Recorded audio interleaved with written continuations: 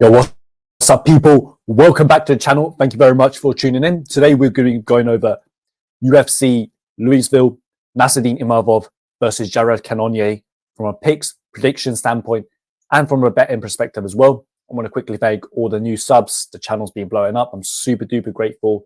And if you got value from this video, please leave me a like. Being extra generous, leave me a comment as well.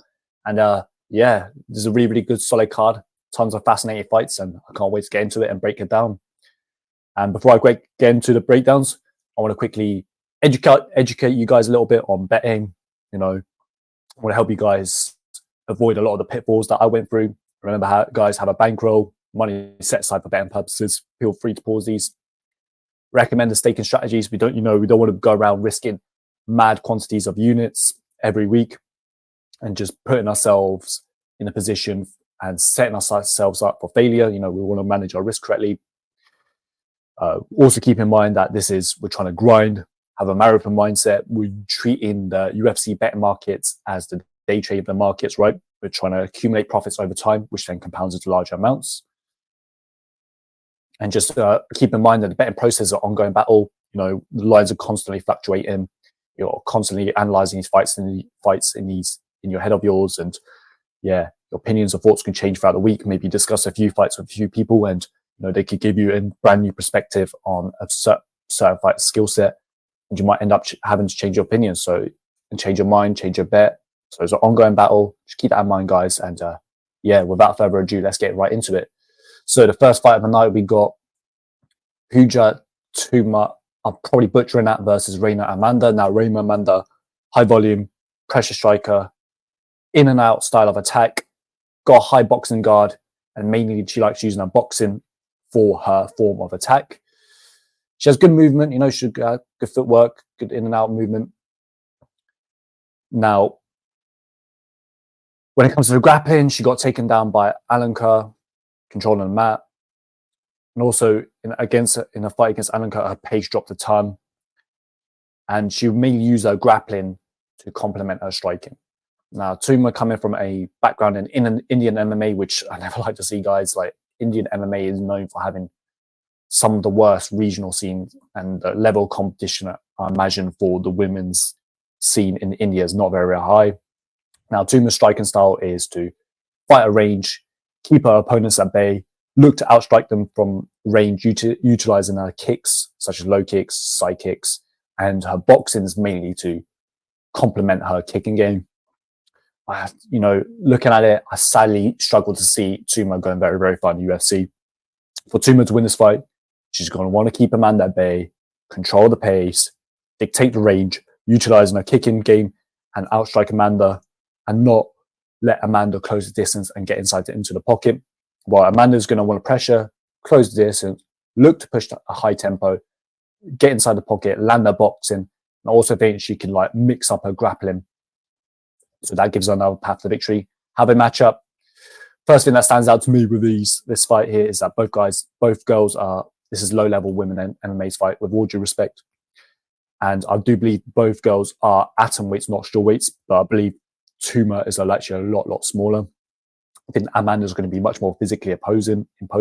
I think Tomar's going to really, really struggle to earn the respect of Amanda because she lacks the physicality and power with her strikes. I think the most likely outcome here is Amanda closing the distance, getting her pressure going, landing her boxing shots, and grinding out a decision. Low to medium confidence on Amanda here. Betting wise, it's a low-level women's MMA fight. I think this one goes over, but I think that's going to probably be very, very juiced. From a moneyline perspective, I wouldn't bet Tomar here. I'd only look to target the Amanda side. Maybe there's a little bit of value there because people are probably looking at this going, yeah, low-level women's MMA fight. Always bet the underdog, but I think Amanda's going to get the job done here. Maybe I'll discuss this fight with a few other people. They give me a different perspective, say don't touch it. But yeah, no bet yet. But my gut also says be careful with it. But I can't pick against Amanda here. I think she gets the job done. So next fight we have here, we got Taylor Lapilus versus Cody Stamann. Now this is I'm actually really looking forward to this fight. I think this fight is a very, very well-matched fight. Both guys are skilled. Don't know why it's on the prelims. So Taylor Lapilus, very skilled, good athlete, great striking, defense, excellent at being just outside the range of the kicks. He's a southpaw style striker, very long, rangy for that division, very athletic, very nice long range left hand, good jab. It's huge for bantamweight and knows how to use it well, and he knows how to fight to his strengths. Has very, very good lateral movement as well. Moves around the cage very, very well. Is very, very comfortable fighting on the back foot and counter striking. Very good cardio. Can fight hard for 3 rounds. He's got side kicks. He's got teeps. He's got high kicks. You know, the only potential flaw I see with him is that sometimes he can fight quite competitive optically with the judges, and you know how these judges are. They miss a lot of the important key details of the matchup. So that's something to keep in mind. When it comes to his grappling, mainly uses his grappling to keep the fight standing, but very, very good takedown defense and very, very good get-up game as well. And it's almost impossible to hold down. Cody Stamann, on the other hand, he's a pressure boxer, looks to pressure opponents, look to land his boxing shots and mix up his grappling. I say he's like a mid-level boxer. You know, he's decent, but I often find that he struggles to actually like land a lot of his shots. I say he's like a mid-level offensive grappler as well. Now, for Taylor to win this fight, he's going to want to keep staying in that range, look to utilize his reach, jab, range, athleticism, and outstrike him while using his defensive grappling to keep the fight standing. And if he does get taken down, work his way back up to the feet. Stamann, to win this fight, he's going to want to go in and out of the pocket or put the pressure on Taylor, get inside that range to land his boxing shots and mix it up with grappling, keep Taylor guessing. Stylistically, how to use 2 matchup. I like Taylor here because he's going to have an 8.5-inch reach advantage, which I believe is quite significant as he does know how to use it well. I believe he's a more skilled striker, and I think it would be hard for Stamann to take him down, control Taylor on the mat. And yeah, I've got about a medium level confidence on Taylor Lapilus here. And I also think Taylor has more upside and potential in the UFC.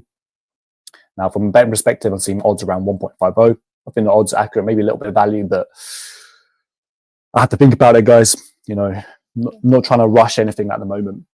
Maybe it's a little bit of a Cody Stamann money comes in, but I definitely have to pick Taylor Lapilus in this spot.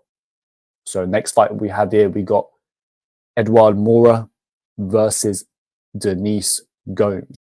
So Eduarda Moura, she's predominantly a grappler. She's very, very heavy on top, nice sweeps, very smooth transitions on the mat, goes for ground and pound, and on the mat, she can also go for submissions as well. Overall, I'm very, very impressed with her ground control and her top game.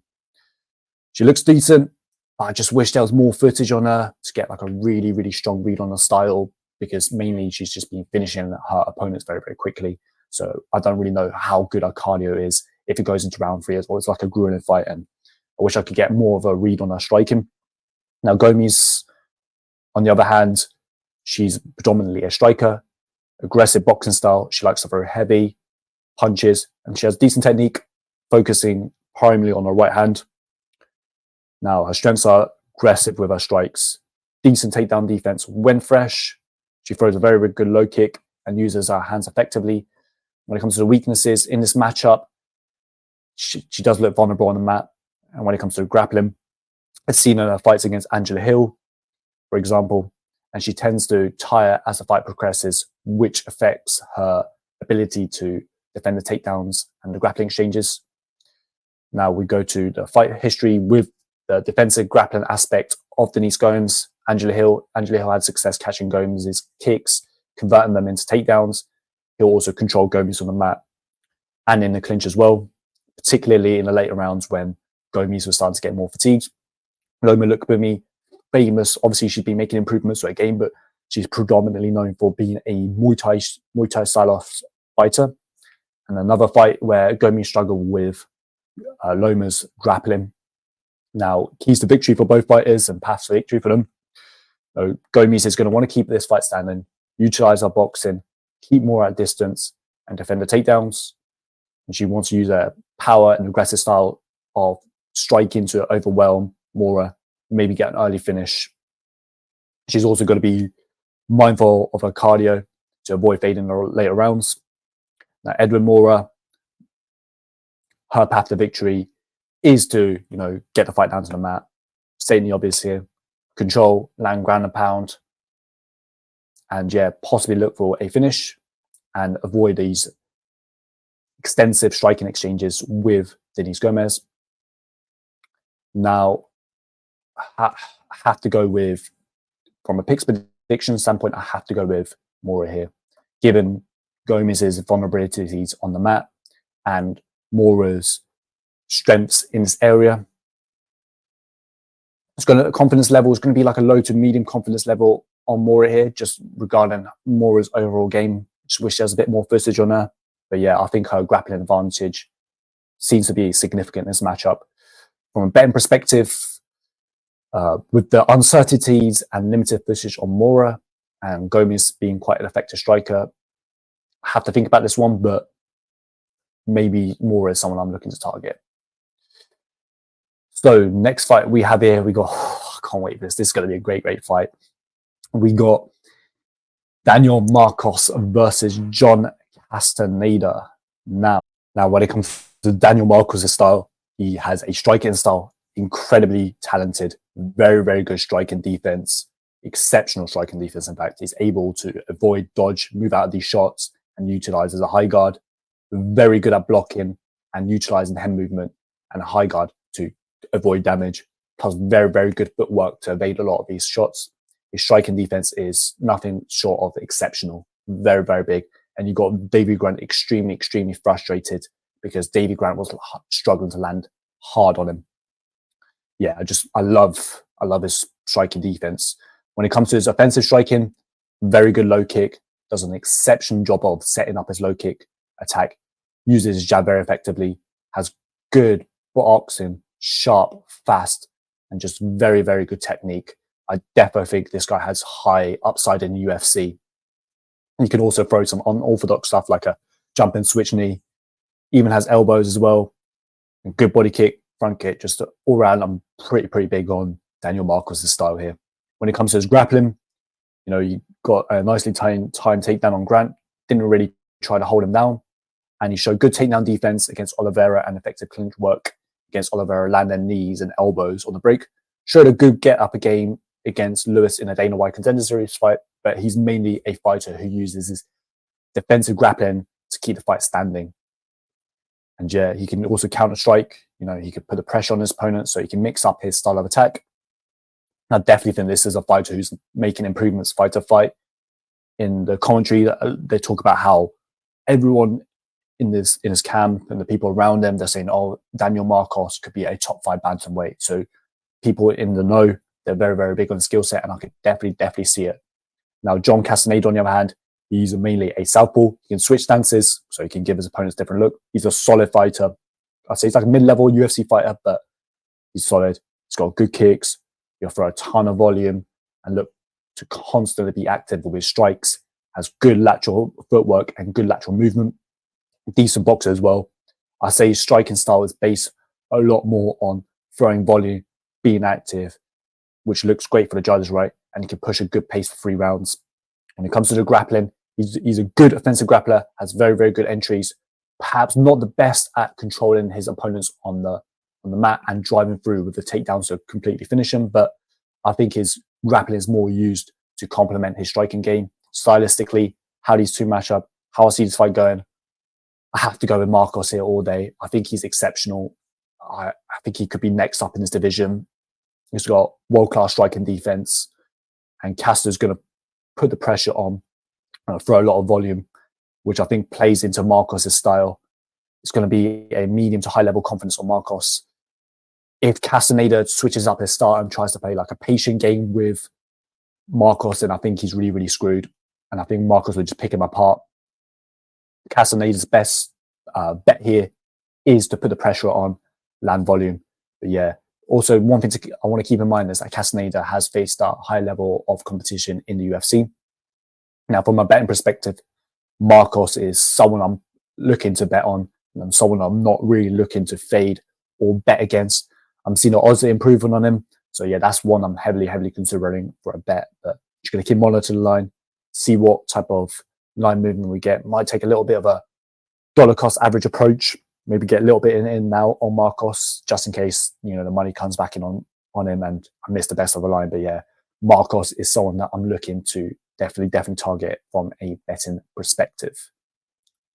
So next fight we have here, we got Brad Katona versus Jesse. But now when it comes to Katona, his style of attack is he's predominantly a boxer. He's a decent boxer. You know, he uses his feints to southpaw his attacks, and he likes to go in and out of the pocket to land his strikes. You know, usually he's a bit of a slow starter. Takes a round or two for him to really get going. He definitely gets stronger as the fight progresses, I feel. Good cardio, can fight hard for 3 rounds. I say he's like a mid-level grappler. His style is mainly striking, but he will mix up the grappling. Very, very tough. Great durability as well. I think his ceiling at 145 is between the mid to just below the mid levels of the UFC bantamweights. Butler, on the other hand, the feet, he's very, very slow, unathletic. He's predominantly a grappler. He's a BJJ black belt. I don't think he has the strongest offensive grappling to get the fights down on the mat, but if he gets on top, he looks decent. You know, I don't entirely trust his cardio to go hard for 3 rounds. Now, Katona is going to want to keep his fight standing, look to land his boxing, and use his defensive grappling aspect to keep the fight standing.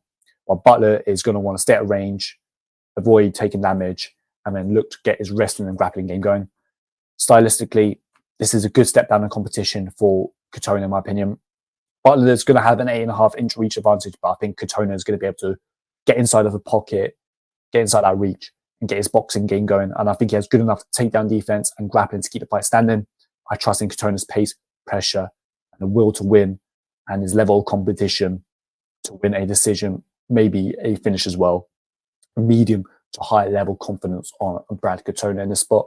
From a betting perspective, he's a huge favourite here. So I don't know if I can really do much with him, but I know some of you guys are probably going to want to put him into your parlays, but think about that one. The next fight we have here, we got Andrea Lee versus Montana De La Rosa. Now, this is actually a rematch. They fought back in 2019.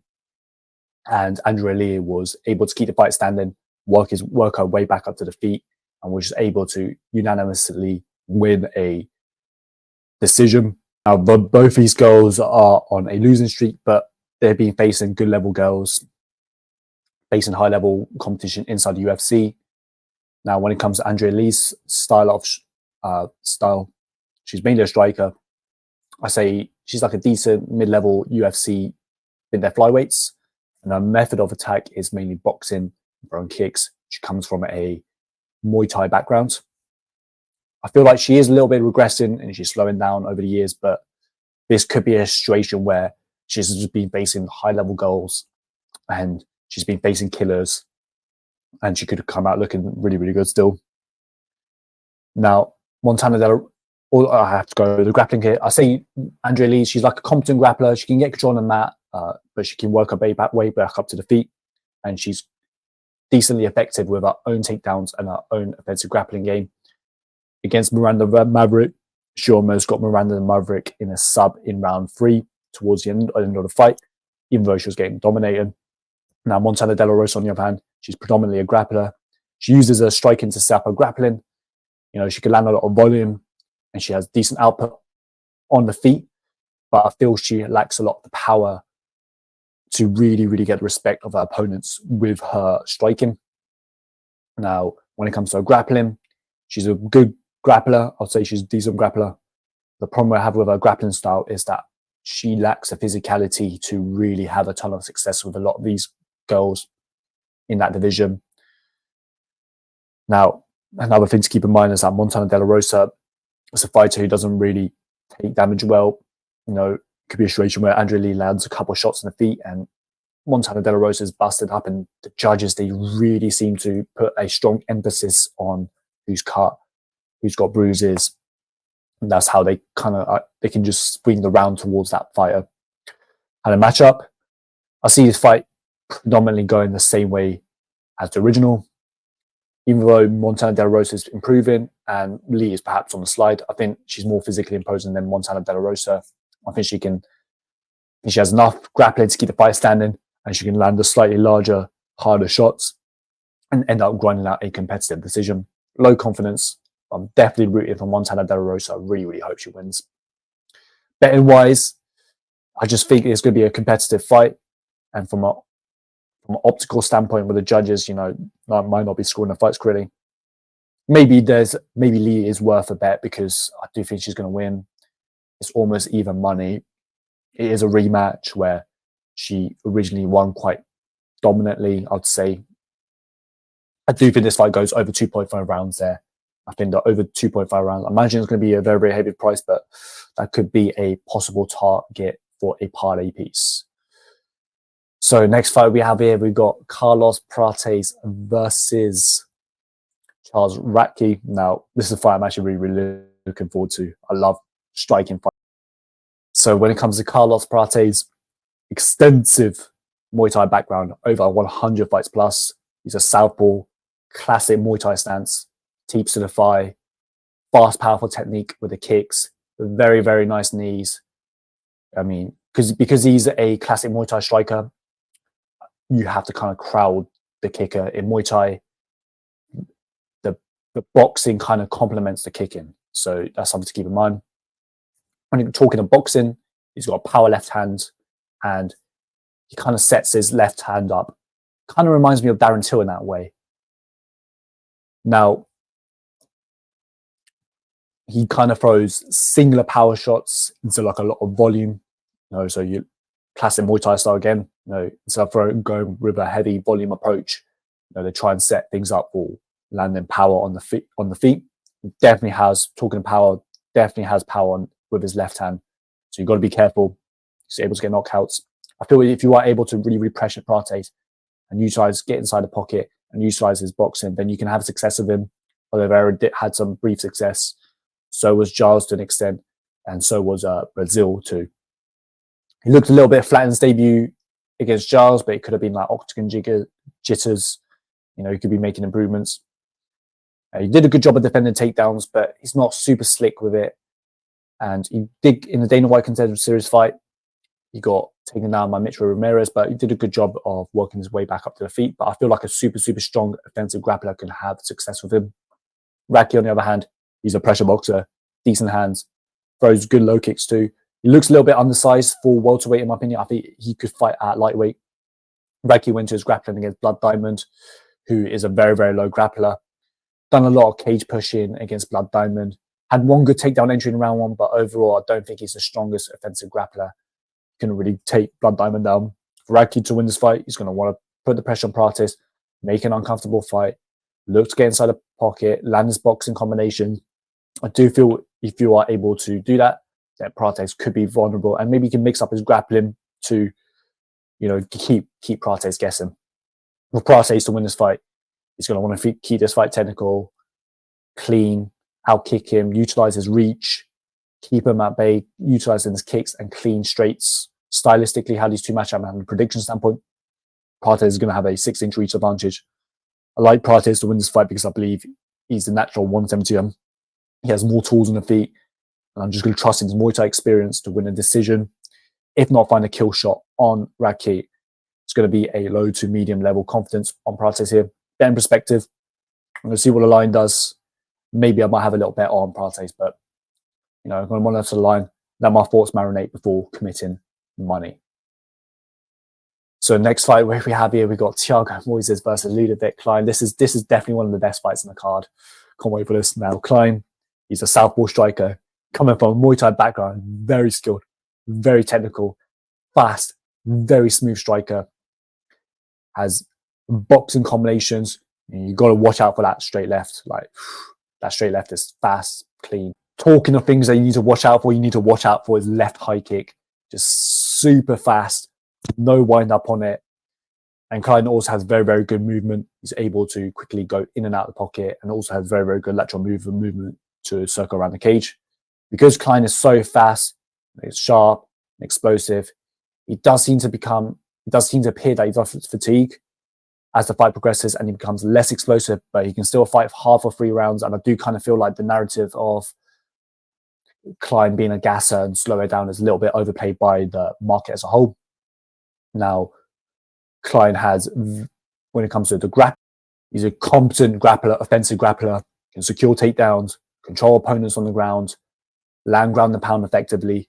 Defensive grappling, on the other hand, is less proven, but he has shown some resilience in the past, but we haven't really seen his defensive grappling get tested to a high extent here, which gives me question marks against a BJJ black belt. Keys to victory for Klein: keep the fight standing, utilize his speed, power, striking power, and to land a significant shot, potentially get a knockout. Now, Moisés, on the other hand, on the feet, he's got a fundamental approach: good low kicks, decent boxing, but he mainly uses his striking to sap his grappling. High level BJJ black belt, methodical, patient on the ground, excellent at controlling his opponents and transitioning into submissions quickly if the opportunity presents itself.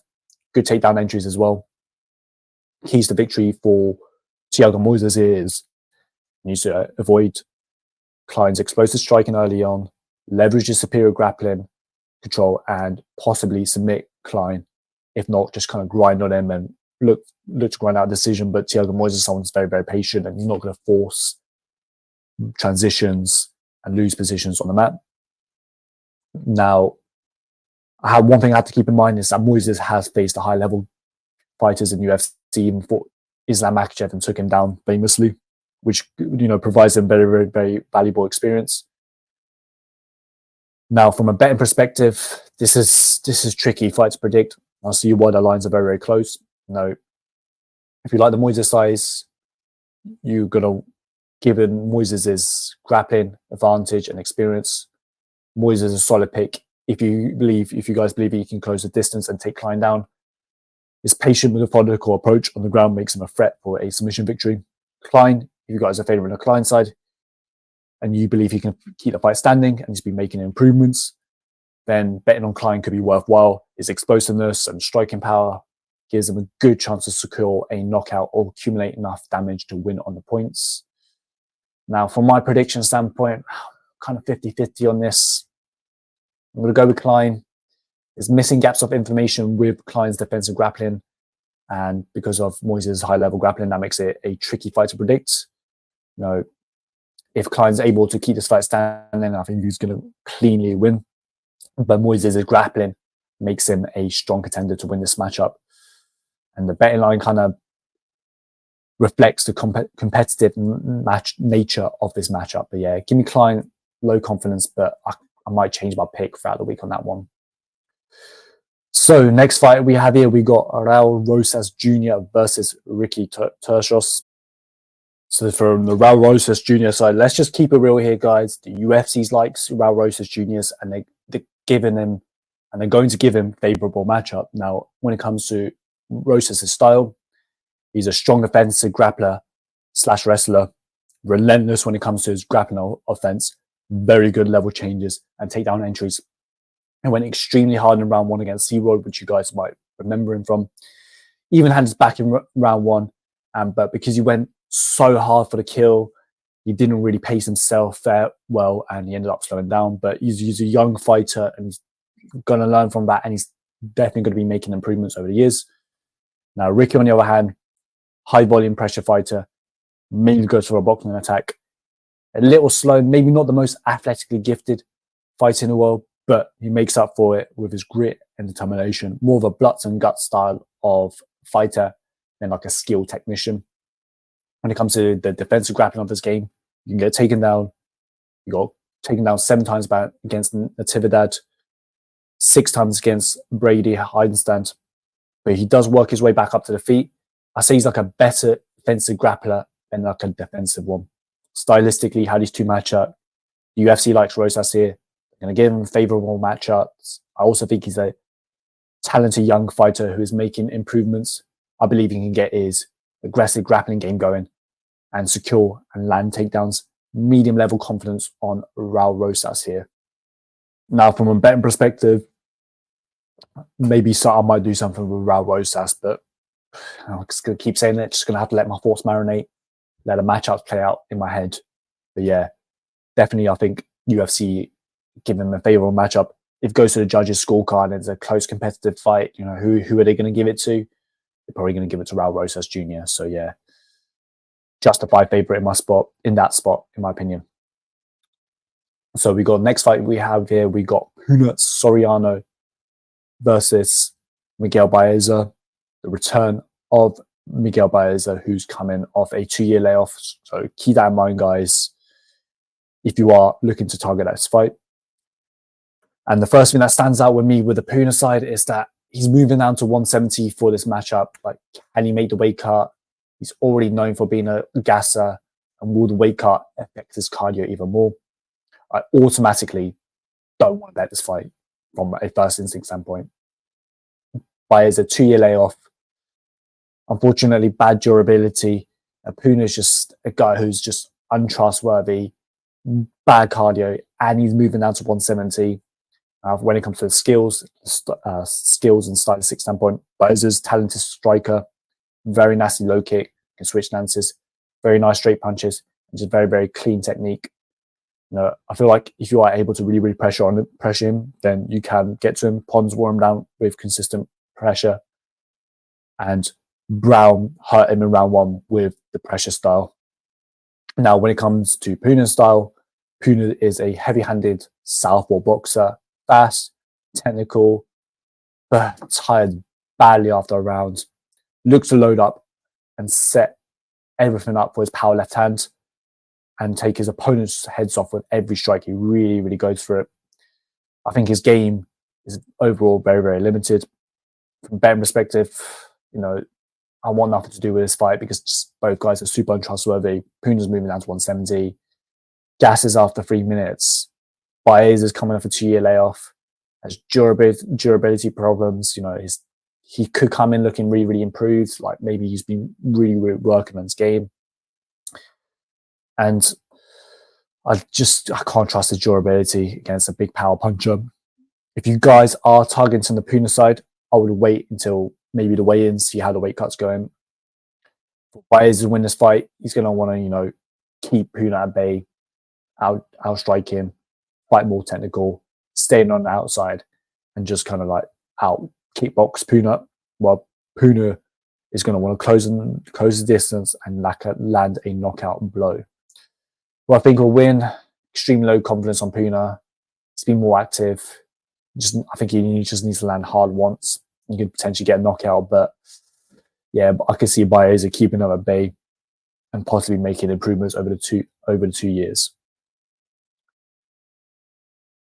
Whew. So next fight we have here, we got Brunno Barrera versus Dustin Stolfus. Now, intriguing little matchup here. I'm actually kind of low-key looking forward to this one because I really like Brunno Ferreira's style. Now, Brunno is a striker. He'll switch stances. It's very explosive. He'll switch stances. You know, utilizes a high guard, versatile kicks, including head kicks, flying knees. You know, you can even incorporate spinning back fists into his striking arsenal.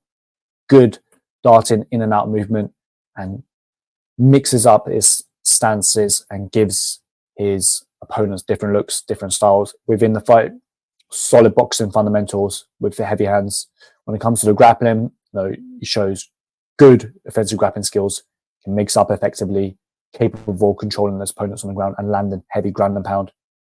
You know, he even successfully took down Phil Hawes and controlled him on the map. Some concerns I have with him is that his cardio, like all his fights have just been round 1 finishes. You know, we just don't know too much about how his style of fight progresses as the fight goes into round 2, round 3. Maybe he just completely gasses as a big explosive guy, but overall he looks very solid. Dustin Stolfus, on the other hand, on the feet, he's stiff, he's less athletic, kind of relies on a volume striking, prefers boxing and body kicks, and tries to maintain distance to avoid danger.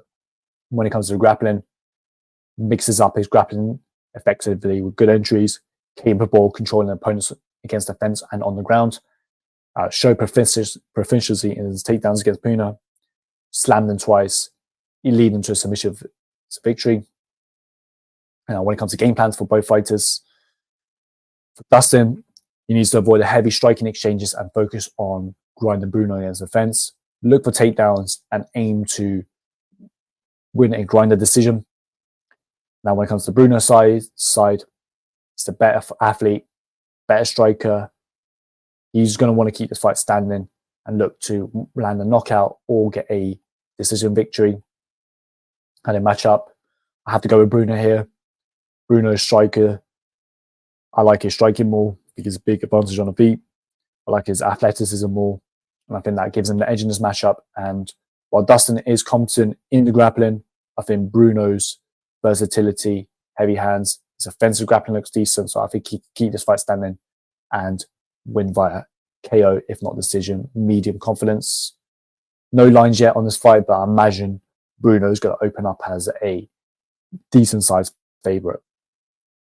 So next fight we have here, we got Julian Marquez versus Zach Reese. When it comes to the Zach Reese side, in his debut against Brundage, he got slam KO'd when going for a triangle.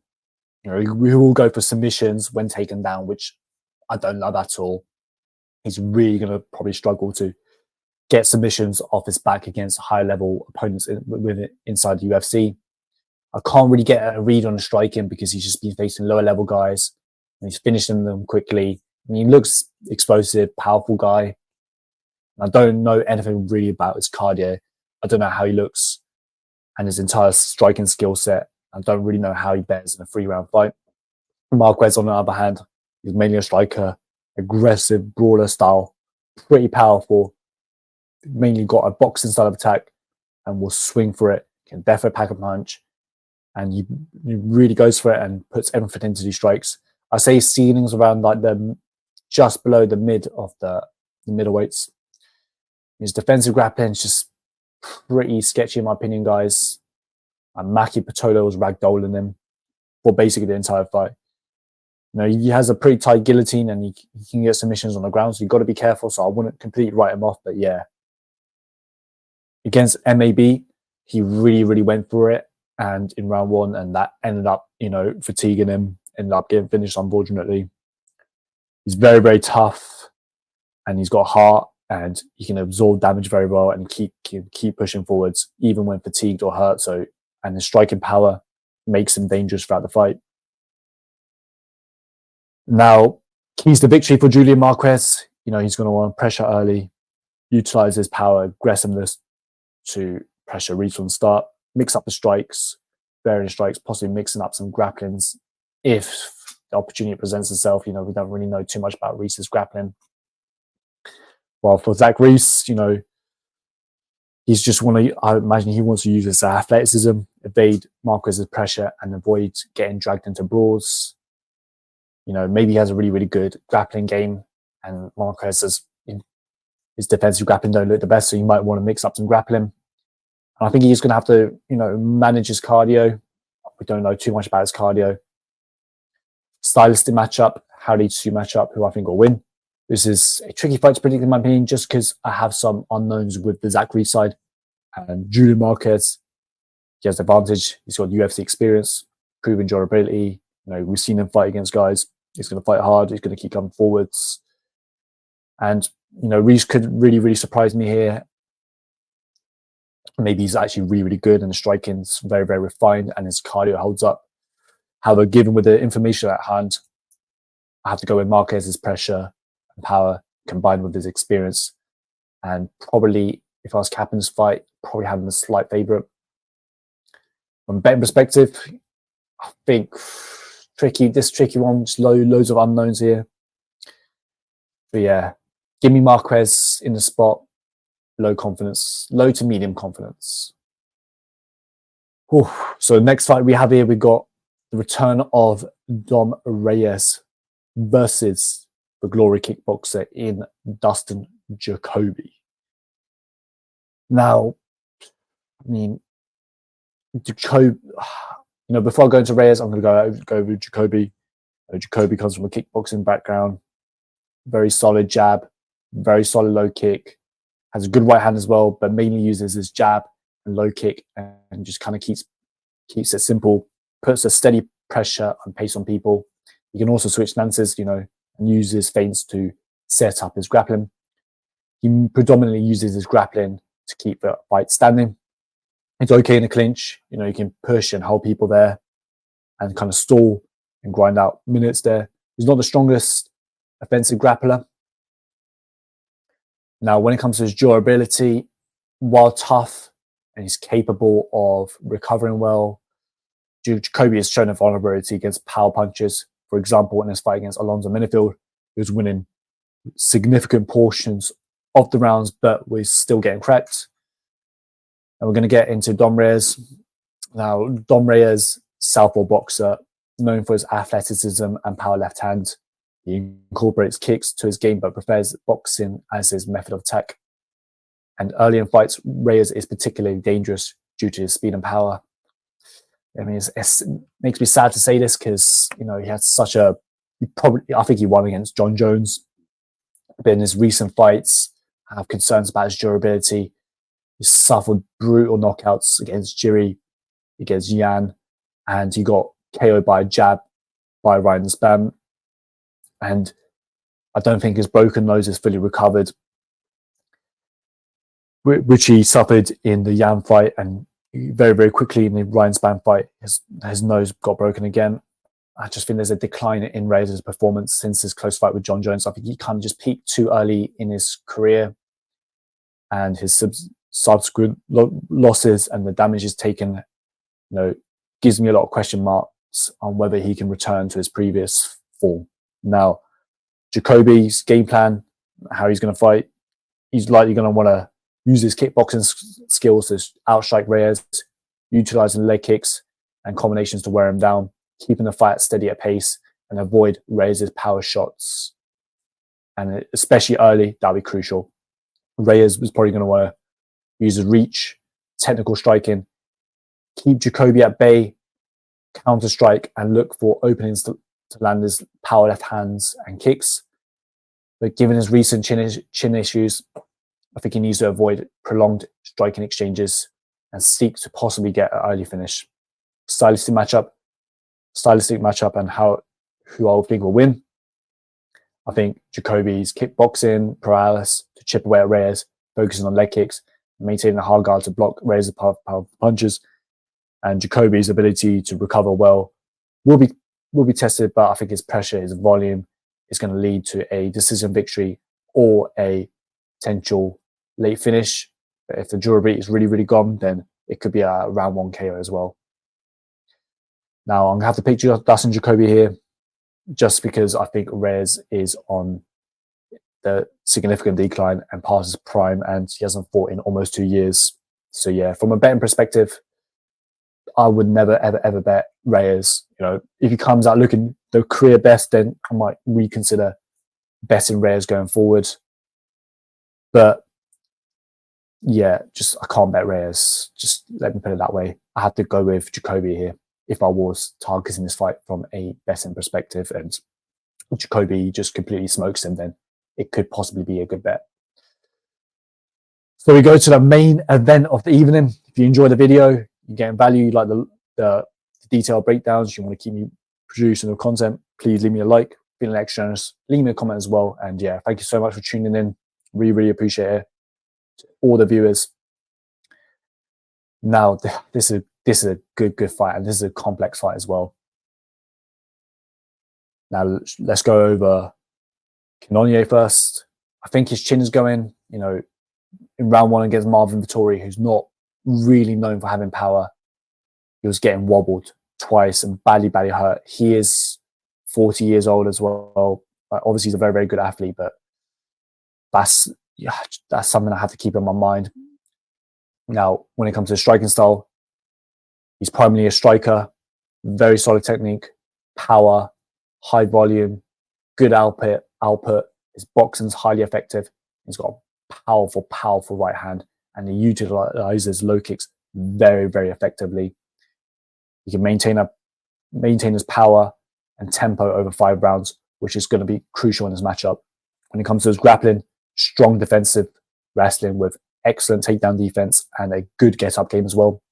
He uses his grappling to keep fights standing, but he can deliver devastating ground and pound when necessary.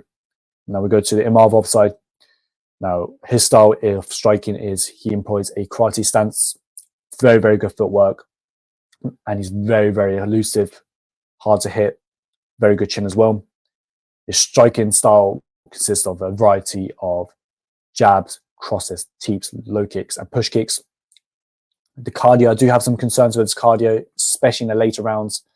This was evident against his fights against Buckley and Strickland, where he slowed down.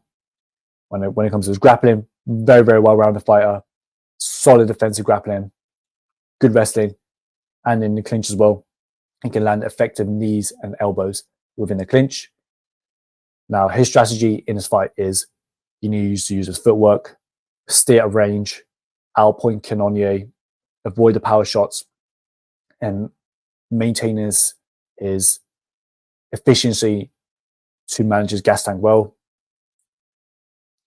Now, Cannonier's path to victory here is he's going to need to close the distance, pressure Imavov, testing his cardio and durability. Cannonier should use his powerful strikes to try and possibly finish the fight, especially in the later rounds if Imavov starts to tire.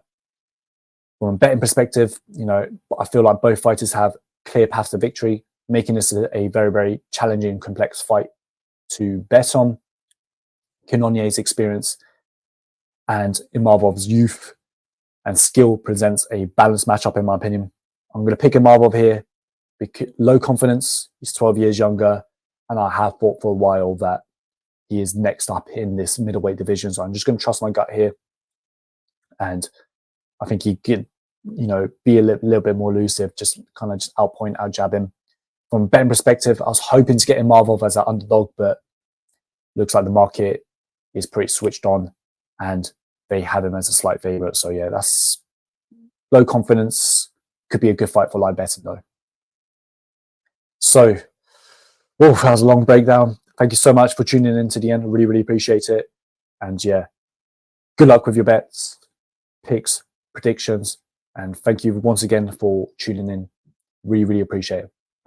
Good luck with everything, guys.